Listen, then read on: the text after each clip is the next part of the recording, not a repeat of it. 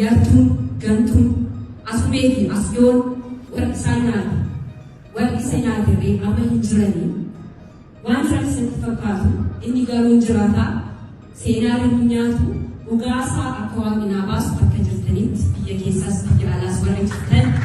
Haadha warraa goota keenya Haacaaluu Hundeessaa marsaa shanaffaaf Odaa Awaardii gaggeeffame kan baranaa irratti waan hedduu haasoftee jirti. Haasawwaan ishee maal fakkaata kan ture kan jedhu viidiyoo isaa isiniif qabadhee dhufeen jira. Turtiin keessan akkuma baratame viidiyoo kana laayik gochaa akkasumas irree obboloonni haaraa dhufan immoo subscribe chaanalii kana godhachaa na waliin turaan isiniin jedha. Maal jette haadhi warraa Haacaaluu kan jedhu waliin dhaggeeffannee walitti adeebinu.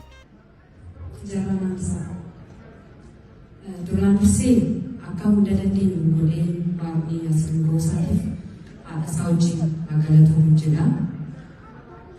Har'a guyyaa kanatti, sa'a kanatti, daqiiqaa kanatti akka laphee guutuudhaan isin fuuldura dhaabbadhee dubbadhu kan na godhu abbaa warraa koo Haacaaluu Hundeessaa amanamaa goota jaalalaa fakkeessuu fi fakkaachuu hin dandeenye goota biyya isaatiif saba isaatiif darbe nuuf ifa ta'ee inni dhaame har'a guyyaa kanatti ifa taatanii isa ibsu keessaniif galatoomaa jedha.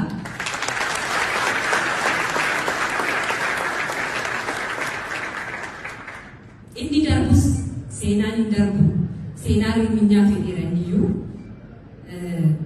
egaa yaadannoon kun isaaf warra isa wajjin wareegamaniif akkasumas isa dura wareegamaniif haa ta'u jedha. Ittaansuudhaan Bashaafinis kennaa kana waan nu kenneef maqaa isaaf galatoomaa jedha. Egaa akkuma inni jedhe yartuun gantuun asumeefi asyoon warri isaan nyaatu warri isa nyaatirree amma hin jiranii waan rakkisatti fakkaatu inni garuu jiraataa seenaa inni nyaatu dhugaasaa akka waaqinaa baasu akka jirtanitti biyya keessaas biyya alaas warra jirtan. Amantii qabdanii akka waaqanaa kadhattanan jedha. Dhugaan ilma waaqaati galatoomaa.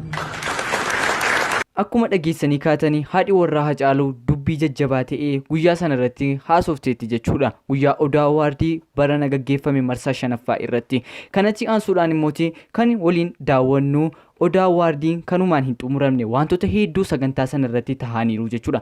Taateewwan achi irratti tahanii muraasni hafaniiru jechuudha. Badhaasota badhaafamanii aartii irratti kanneen akka Vision Entertainmentiin irratti badhaafameera, Leencoo Gammachuun irratti badhaafameera. Kan kana fakkaatan hedduun jiru jechuudha. Viidiyoo muraasa isaa isiniif qabadheera. Kanaafuu viidiyoo sana wajjin turtii godhaan isinii jedha. Turtii gaarii.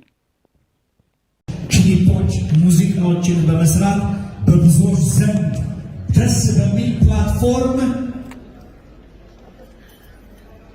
ብራው ለገራን እንሸክኔሞ ደርቤ ላላ ጉምጉሜ ጥቂቶችን መጥቀስ ይቻላል። ናምኒ ኩኒ አባ ቀቤኛ ቪዥን ኢንተርቴይንመንት ብራ ገመዲ Vision Entertainment Birraa Gammadii jechuun kana walleewwan miidhagoo daarektarummaan tiimiin isaanii kun iddoo sanatti jiru kanneen akka Eeliyaas Kabbadee, Gammee, Roobshan tiimiiwwan isaanii hundumaa carraa kanaan Vision Entertainment milkooftaniitu baga milkooftanii wallee ammayyaa bara 2013 viidiyoo dargaggootaa dhiisna. ምርጥ ዘመናዊ ሙዚቃ የእጮች ቪዲዮ ይለቀቃል።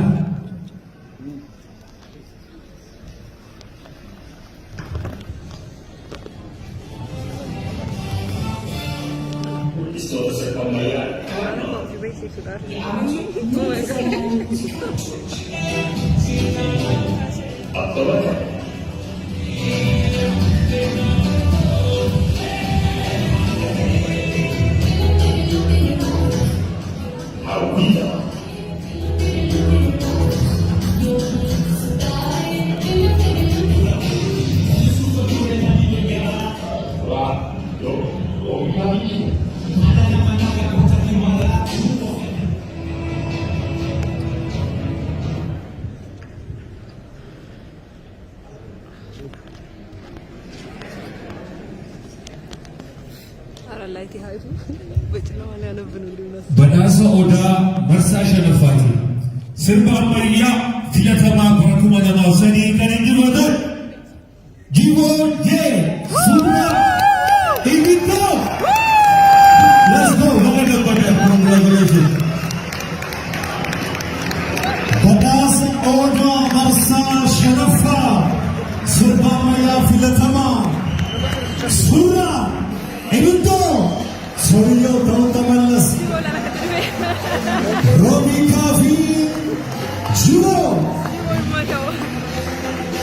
ሜር አራቱም በዘመናዊ ነው ያሸነፉት። ሱራ ኢብዶም ሌላ ነጠላ ዜማ አለው። በተለይ ገና ሲጀምር ሰውየው ተው ተመለስ ይላል። ማን እንደሆነ አላወኩም። አንድ ቀን እጠይቀዋለሁ። ፈርሰው ኩፌ መሞዳኒ ቡሴና ፈርሰው ዳኢ ጋፈ ወልመኩ ሰሙራ ከምታ ኢብዶ ገላን አርፈን ኬሰን በገመደኒ ማይኪ ነመ tokko ፊላ ሰደን ኬሰ ወሊ ገላት ሮቢ ኢብዶ ከነ አይ ገለቶማ ወገገማን ለካራ ገለኝ ለሰ ታንሱዳን ጉያ ነማ yeroo isaa fi humna isaa sonkusatin ichuna dhaabbachaatee galatoonfachuun barbaada. Innis Daawit Taaddasaa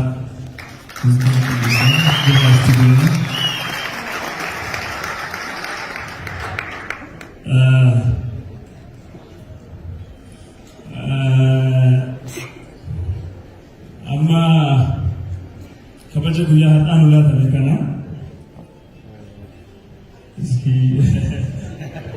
galatooma carraa kana argachuu keenya baay'ee gammachuu guddaa natti dhaga'ama. Daawit sirba kana yaadicha fiduudhaan akka inni walitti dhufne hojjennu gochuudhaan sirba bareedaa akkasii yeroo isaa kana eeggatee hojjechuu keenyaaf isin guyyaa guddaa qaba. Istuudiyoo astii dhaabbatii galfatti affeeraan asii akka inni dhufu Daawit as dhufu.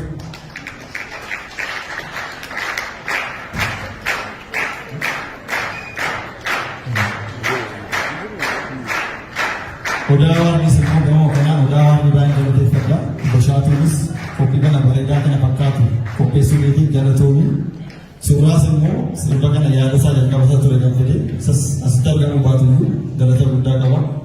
Deef badhaasa kana akka isaan badhaastu gaafadha.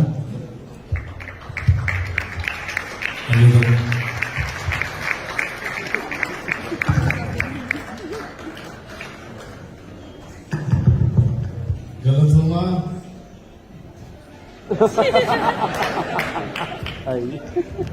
kanatti nurraa bareedaa kabaja walii kennuun beekamtii walii kennuun saba qulqulluu saba qajeelaa saba guddaa akkasiirraa hin mala. Badhaasa isaanii Daawit yaada fide wajjin hojjete dhameenani gara deemtanitti addaaf addunyaa isiniif kennuun eebba kooti. Ulfaadhaa fayyadaa ሀሳቡን ያመጣው ዳዊት ታደሰ ነው። ስለዚህ ሽልማቱን እሱ ሰጥቷለን አሉ።